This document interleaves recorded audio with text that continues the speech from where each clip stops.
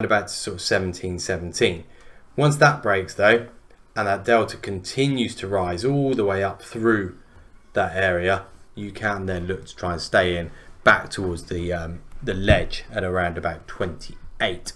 So opportunities presented themselves in gold, just not the opportunity you would have typically expected. Trending like day, you're expecting this consistent selling. Right, last thing to go and have a look at. We'll look at top trades today, and this is a trade based on structure to give you conviction in a reversal. Now, I must apologise for not pointing out this morning.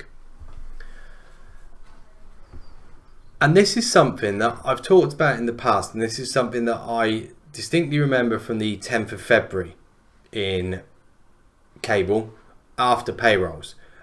And what happened, and this is what I would call a sort of Friday ledge and late drop.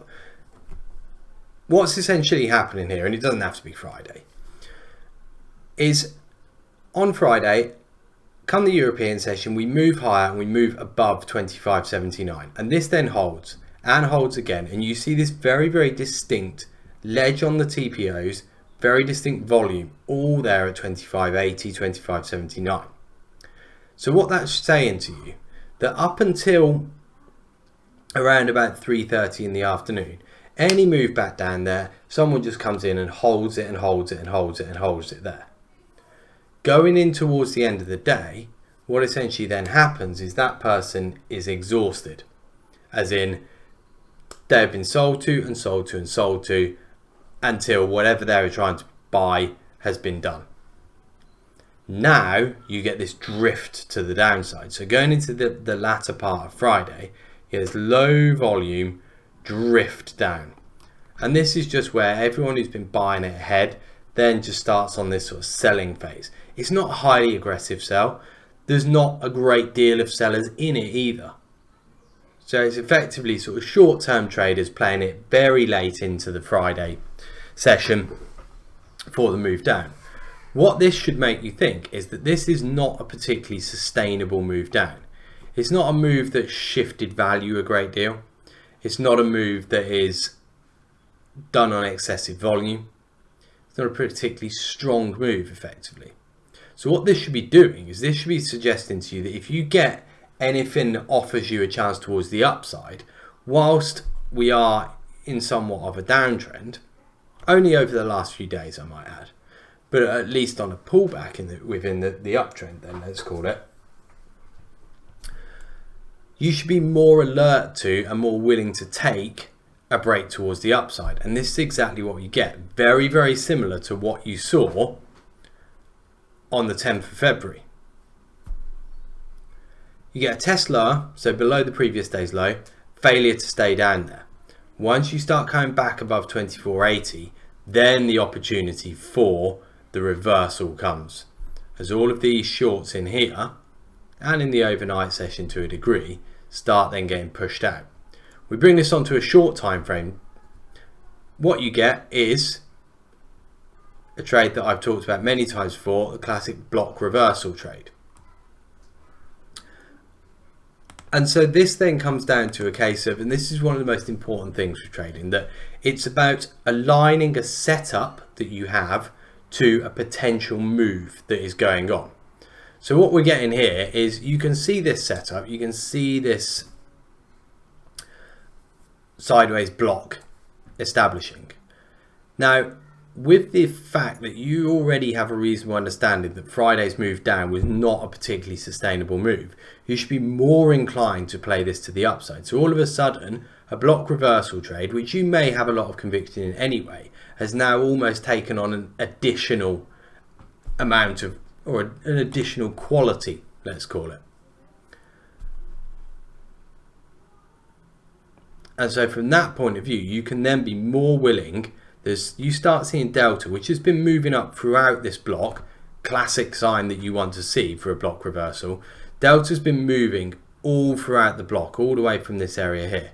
Once you then start to break above 73, 76 area, this is where you can get yourself ready and potentially even get yourself in early. We're looking for a break of 80. So if you see anything that looks a little bit like a bit of pace coming in around about 76, or even if it's because you're already seeing delta building with this, 76 becomes a point that you can enter then. As long as you're seeing buying, even if it's steady, overwhelming the offers that are there, you can then start to look for a long to be ready to be in for the break of 80. Once 80 goes, that's then your point to add on, and you see that on the break of 80 you get this little quicker pop up giving you the opportunity to get in. So we're now just above 76. You see quite quick, not a great deal of pullback. It's quite steady. Trade 78, trade 79. So you'd be ready, even if you've missed the 76, you'd be ready to trade in 80. And taking this on with a bit more conviction you might have normally been willing to, because of the structure that you've seen previous. So we're looking now for the break of 80, and then it's a case of where are you going to run this back to.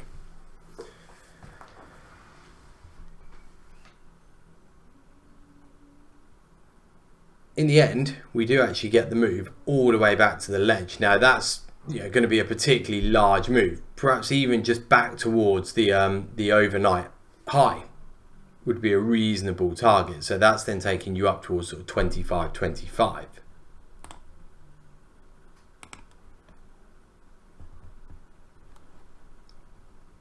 So at this point, just holding above 76, and so there's not loads going on. And what would normally put you off this trade as well, which is important, this low volume node. In most circumstances, you look at that and see that as a sign of selling pressure, of a sign of resistance if you're long, not what you're really looking for.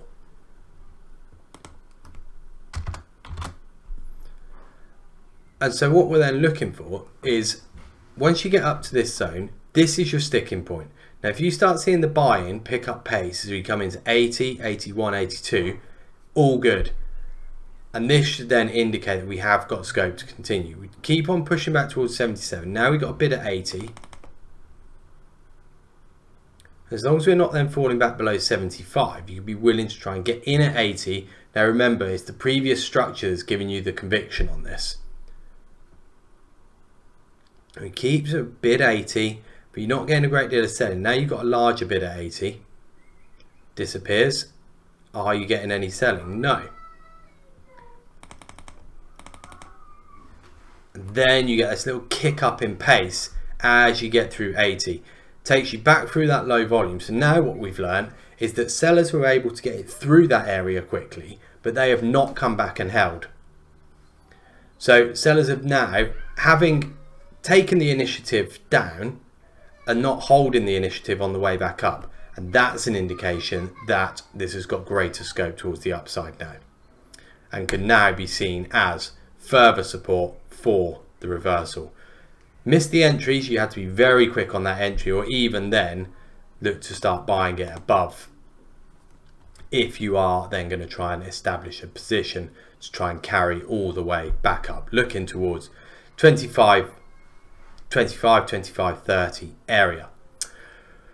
So something to think about there, adding context to improve conviction on a trade strategy or a trade setup that you would already understand.